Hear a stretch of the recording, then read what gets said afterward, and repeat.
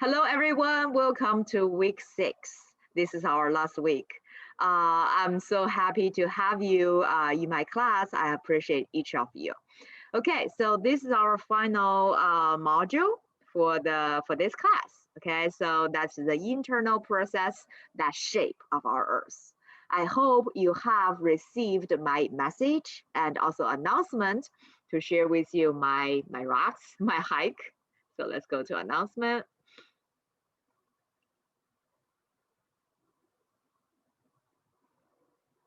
Hello, Kaylin.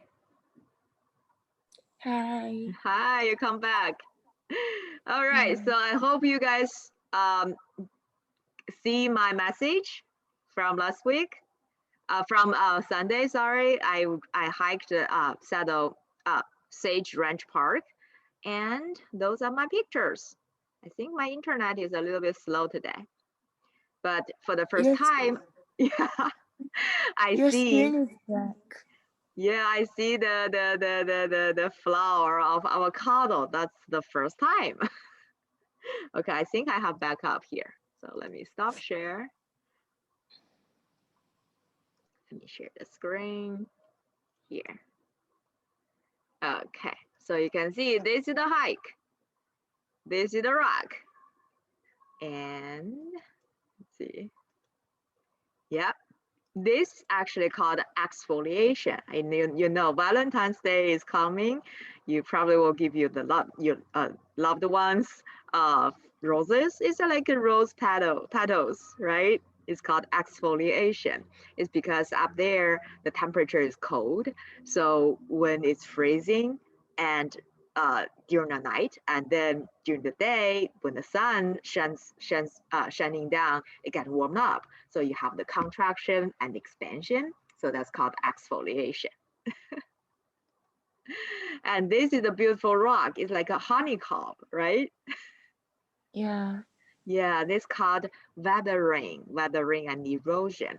So I can tell from the shape here, this rock, this big sandstone actually was formed million years ago. I check it out. It's formed at a dinosaur age, 450, I think, million years ago. And this rock at that time, our mountains, including the mountains I hiked, is actually under the ocean, beneath the water. So those actually are shaped by our water and also wind when this get uplifted. Okay. Wow. It's amazing. Yes, I know. Oh, that's me. You know, you need to mask up. But it's a huge sandstone. Okay, and this is the rock of the day. It's like a lizard, isn't it? Do you see that, Kaylin and Richard? No, now we're stuck on your photo. Yeah, do you see the photo? Yeah. If Yeah. you're in it. Do you see this like this rock? No, it's empty. I'm drawing it. Do you see it? Oh, yeah. Now we see it. It's a lizard, right? Ah, yeah. This part is Simi Valley. This part Simi Valley and San Fernando Valley is down here somewhere. Okay, it's huge. It's huge. Ah, it's so amazing. Okay, so here's the overview, and this is the turtle rock. You can see. Oh, here the turtle rock. Yeah. I think the screen is slow. Okay, yeah. It's still loading? We see it. We see it. Okay. Do you see that's the turtle or like a penguin or something? Yeah. Here, up there. So beautiful. All right. Okay. So that's my hike. I love outdoors. And that's one thing I've been asking myself every time, you know, who shaped those rocks? It's amazing, right? It's like, you know, some artist they work in their studios, they shape those rocks. That's actually our Mother Nature. So this week, we are going to understand how our Mother Nature using the internal energy from the Earth's core, the mantle, to shape our Earth. Okay, so let me share the screen. Okay, all right, okay, this announcement. So we will focus on module here. Okay, module 8. Okay, so internal processes. Later, I'm going to go over the lecture, but I know this is the final week. You just need to read chapter 13, those 4 sections. You will find all the information you need for the sake of the quiz. Okay, so speaking of quiz, this is the assignments of the week. Okay, so earlier, if Annie and I we figure out we need to follow the order here. So you want to watch this video first to know what are the highlights, the points you need to focus on, and then go to the study guide page. Okay, because on this page you have a list of the concepts right down here, right here. Okay, download it. You want to make sure you understand all the concepts. Okay, watch those videos. Those videos are, here to help you understand all these concepts. Okay, and after that, the third one is to go to this discussion. Okay, this discussion provides an opportunity, a discussion board to explore earthquakes, because that's one of the internal processes that shape our land. You probably have heard San Andreas fault, and you probably have felt an earthquake in your life, right? Because we're living in the earthquake country in Southern California. So in this discussion, you need to first give me the earthquake, the concepts. What's an earthquake? And how does the magnitude of an earthquake tell us? You hear that a lot, many times. Magnitude 4.5, magnitude 7, or something, right? What does that mean? Okay, please stay here and then go to IRIS. That is the Incorporated Research Institutions for Seismology. Okay, this place give you all the recent earthquakes. Why it doesn't find? Go to this website. Oh, I need to fix the link. So let's go here. Oh yeah, here we go. So you can see that is all the recent earthquake. Okay, we are here. This is Southern California, and you can see all these earthquake. They have some patterns, right? From week 1, we have been exploring, talking about the spatial patterns.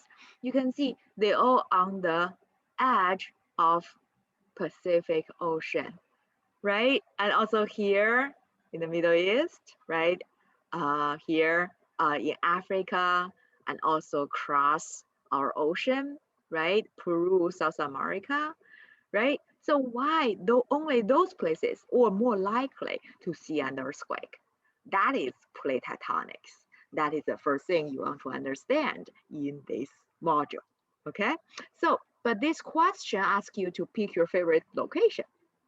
For example, let's go to North America, okay? And you will see the most recent earthquake, okay? Last 30 days in the past months in North America. You can click on this one, and you will have a list.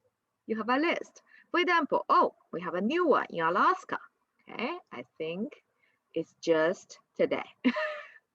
All right, so let's check it out. You click on this location, and it will direct you to this earthquake browser.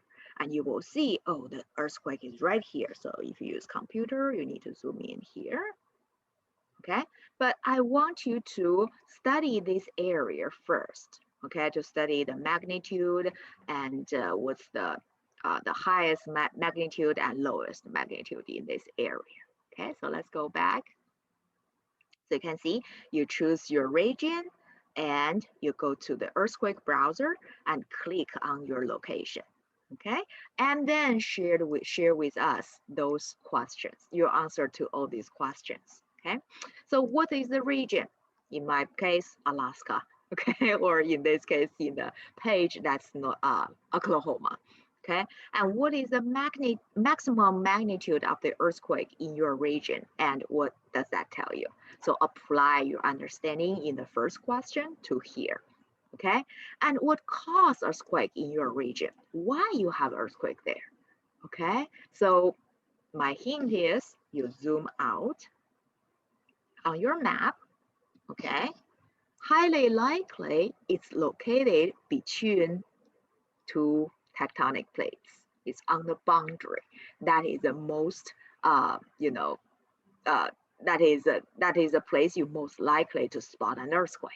Okay, so you can see in this case, okay, identify your plates. This is your Pacific plates. This is your North American plates. Okay, so this region is between different plates. That's the convergent boundary. So that is your answer.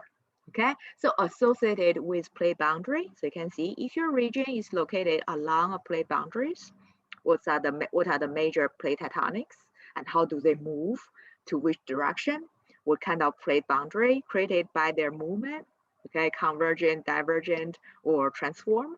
Okay, if you think your earthquake is caused by other reasons, well, tell us. For example, if your location in Hawaii, then that's not plate boundary. Then what's that? Okay, so in our lecture, you will see the reasons. Okay, and then here, you also need to challenge your friend. Pick your friend in our class. Okay, ask her or him, choose another region you would like to explore, but don't explore. Okay? Don't tell him or her the answer, and challenge one of your friends in the class to explain why this region have earthquake. Okay, so you need to, you guys need to use different regions. Okay, neither of you have explored. Okay, and then you are picked up by your friend, right? You need to respond to your friend or another classmates to share the answer with us. Okay, so yeah, grading. So everything due by Friday. Any questions for this discussion? Professor, Yes. how do we like challenge them? Do we like state their name or we'll wait for Yeah, you someone just to find your favorite people in the class, maybe your group mates or Well, another person in the class you know. I include it in my discussion, is it? Yes, yes, Okay. yes. And send him or her a Okay. message. All right, so should be a fun activity because you're going to challenge your friend. Okay, I hope you enjoyed it and learn from each other. Okay.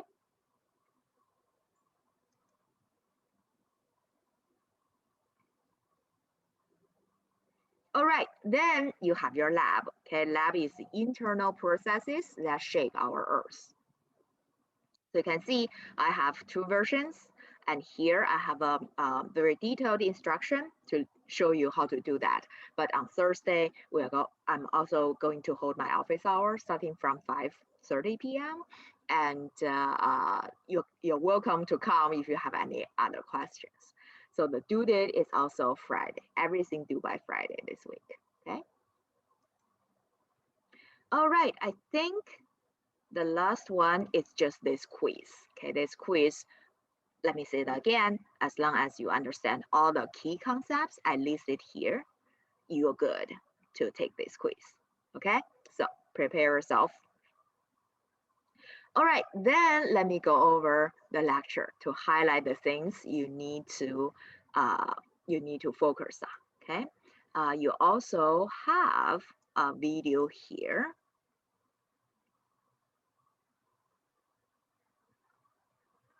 To highlight all these key points, okay? And all these are the questions I want you to make sure you understand, okay? All right, so you can see the first highlight of this lecture is Alfred Wegener's continental drift theory and evidence. Okay, you know this Alfred Wegener. He is the founding father of plate tectonics theory. Okay, so basically his theory is this: our Earth's crust is not just static, always there. They actually 250 million years ago, MYA represent million years ago. Okay, it's one piece. You probably heard about it. It's called Pangea. And then because our mantle, they're partially molten, they move around, they carry all these plates, okay, crust, the land, the tectonic plates moving around. Okay, so this is continental drift theory. So what are the evidence you need to know?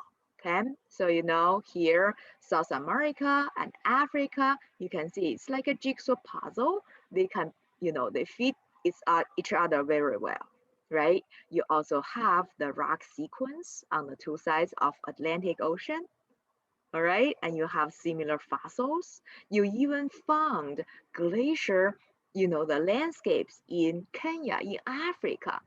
Africa is very hot, right? This is equator. It's no way we have glaciers up there now. But because Africa used to attach to Antarctica, so we do have the trace of those glaciers, the landscapes. Okay, so that's amazing. So all these are the evidence to support this continental drift theory. But based on the at that time, Alfred Wegener, his theory, people think he was crazy. People think he was crazy because at that time, people doesn't know we have this molten mantle layer that can carry the rock, the continental crust moving around. Okay, so but after Alfred Wegener, we have many geologists. They keep working on it. They collect more and more evidence. So version 2.0 of continental drift theory is this seafloor spreading theory. It was created by geologist Harry Hess and marine geologist Robert Dietz. Okay, Dietz. So here, those are the seafloor spreading theory. So you can see very simple why we have a mid-ocean ridge across the ocean, especially the Atlantic. It's because the ocean floor actually moving to the two sides. Okay, so that's just like you tear apart a bread or a mochi. You tear it apart, the middle part becomes thinner and thinner, right? And those hot mantle, they have the chance to oozing out and create those newer rocks. And when they carry away those rocks, so you can see they're moving away, right? Okay, they will also carry the rock away. So you will get older and older rocks when you go to the edge of the ocean basin, but in the middle of the ocean, you have newer rocks formed here. Okay, so that's why you can see rock ages. Here's the rock age. Oh, this is the age of the rock. Let me go here. Clear. Okay, in your textbook, you have this page. Okay, you can see the age of the seafloor rocks in the middle is very young, like 0 age, right? Okay, but when you go to the two sides, it's getting older. That's all because it's seafloor spreading theory. Okay, and this picture actually show you how they expand. Okay, this movement also create the alternating magnetic field, on our ocean floor. Okay, so you can see on this stripe, you have the magnetic field maybe north to this way. Let me annotate, maybe north to this way and south to this way. Okay, but this is south, this is the north. Okay, but the stripe next to it is totally get flipped. So you have the north going this way. you have south going that way. Okay, though because our Earth, the magnetic field get flipped at that time, and then it recorded on the ocean floor. Okay, but those are the evidence. Those are the evidence people use to support the seafloor spreading theory, and people collect all this evidence. They proposed this plate tectonics theory. Okay, so for this plate tectonic theory, basically the basic idea is our Earth's crust is not one piece, it's a broken plate. Okay, you have different pieces, and the first thing you need to know the name of different pieces. Okay, the game I sent you on Monday, also show you on the lab. It's a very good resource to identify, to know all these pieces, and then to know to which direction they are moving, because their movement create all these volcanoes, the triangles of the volcanoes and the earthquakes. Okay, you can see the earthquake, basically the location mark the boundary of your plates, right? You can see it's very similar. It's very similar. Okay, and then you want to know why the plate move. Okay, there's a video on the study guide to show you why, but basically 3 reasons. Number 1 is this mid-ocean ridge. You have rising magma, right? It push the plates moving away from this mid-ocean ridge.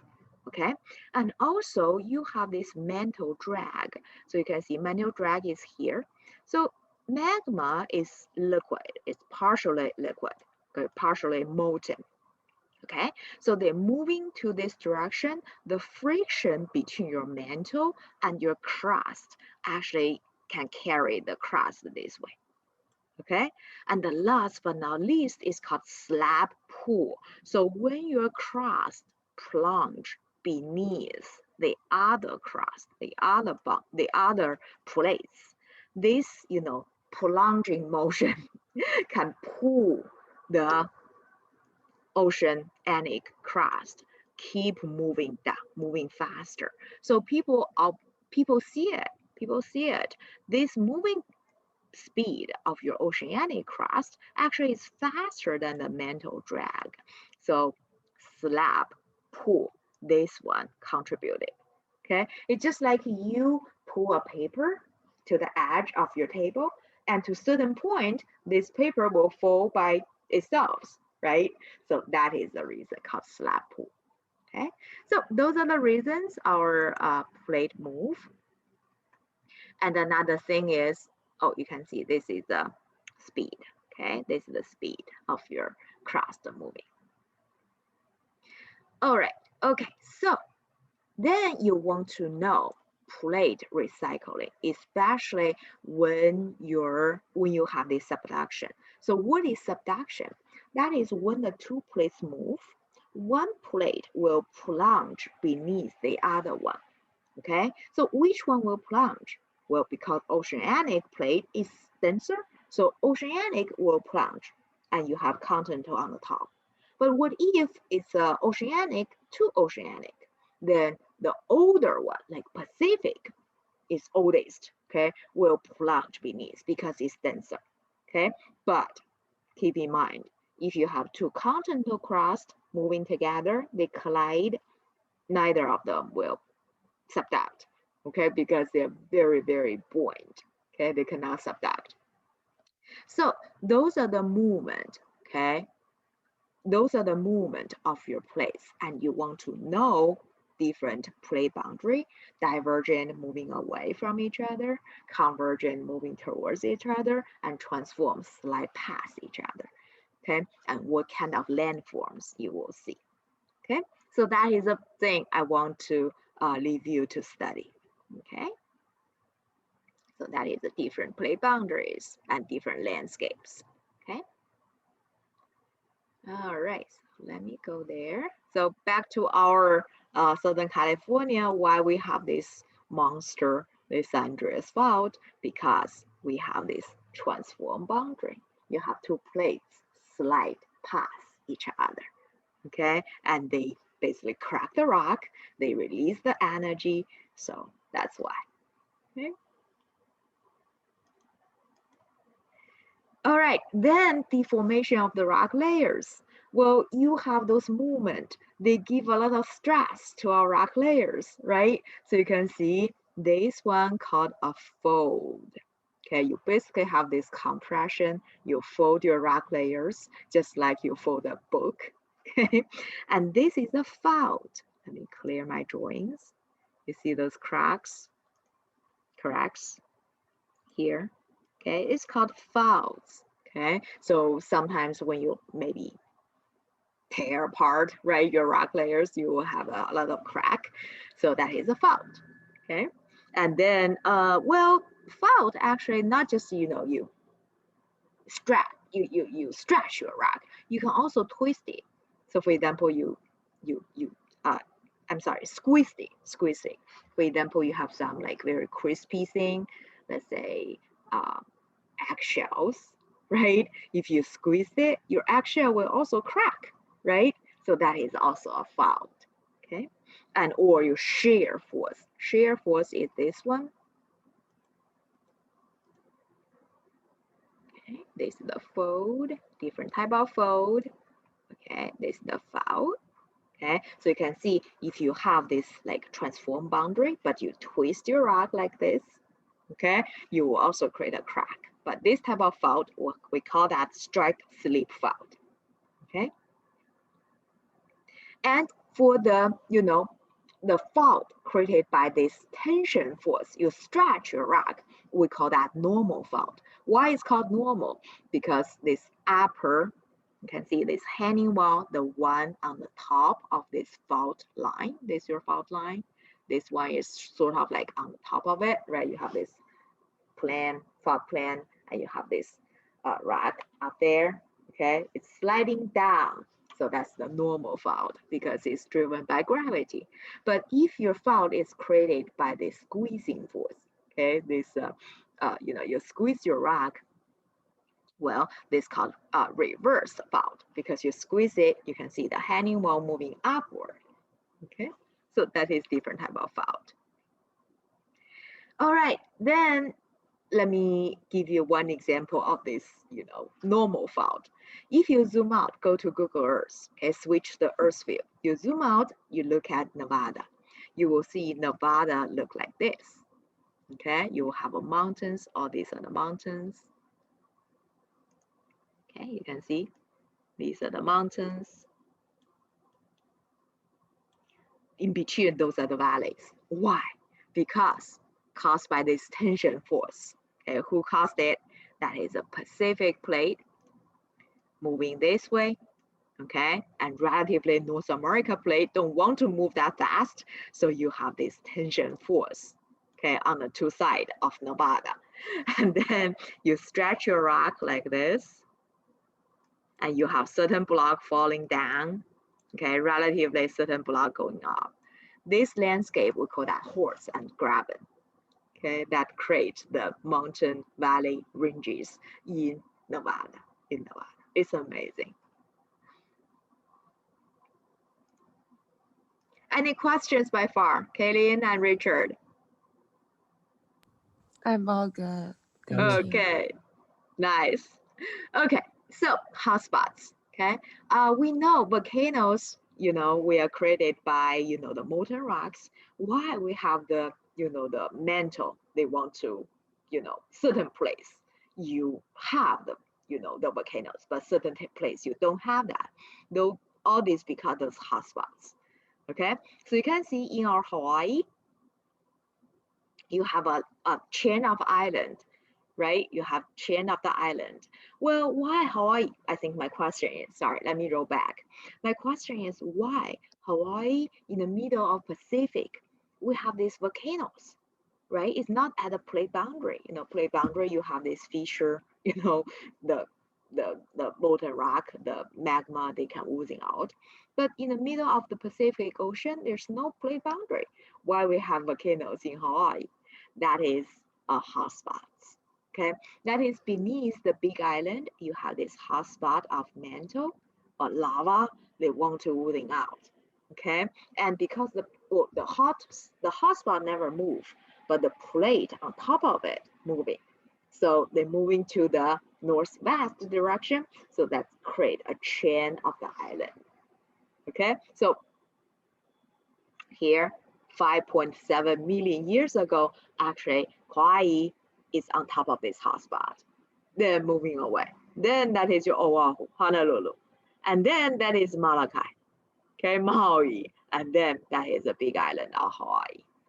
Okay, so that is the chain of the island created by this moving place and a fixed hotspot. So that's the reason. Well, people say later in Hawaii we'll have a new island. That's true. Yes, we're going to have a new island in Hawaii maybe million years later.